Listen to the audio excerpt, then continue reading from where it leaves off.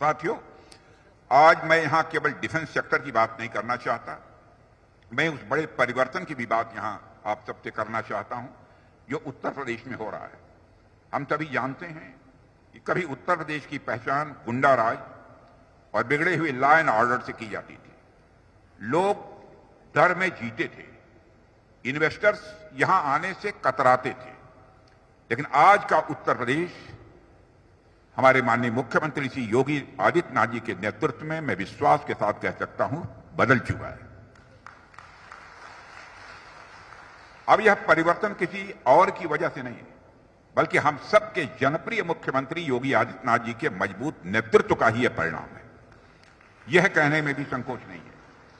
योगी जी, आपने जिस तरह से प्रदेश के लॉ एंड ऑर्डर को संभाला है वह अपने आप में एक मिसाल है।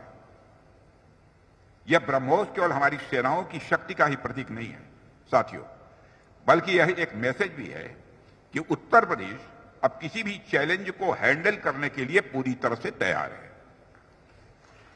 चाहे वह आंतरिक सुरक्षा का प्रश्न हो या बाह्य सुरक्षा का, इंटरनल सिक्योरिटी का या एक्सटर्नल सिक्योरिटी का, उत्तर प्रदेश अब सभी जिम्मेदारियों को लेने के लिए तैयार है।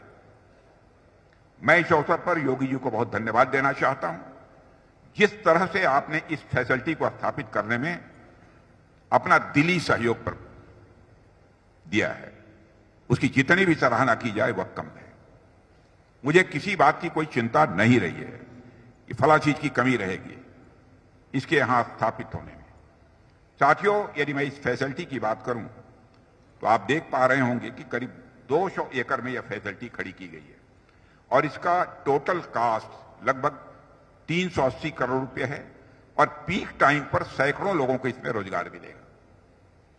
यह प्रोजेक्ट सिर्फ एक डिफेंस फैसिलिटी नहीं है, बल्कि रोजगार और विकास का एक नया द्वार भी है। यदि आउटपुट की बात करें तो हर साल करीब 100 मिसाइल सिस्टम्स यहां से बनकर निकलेंगे। यहां से मिसाइल आर्मी को भी मिलेगा, नेवी को भी मिलेगा, एयरफोर्स को भी मिलेगा। यानी प्रोडक्शन तीनों सर्विसेज के लिए होगा और साथ ही साथ फ्यूचर डेवलपमेंट को भी यह कैटर करेगा।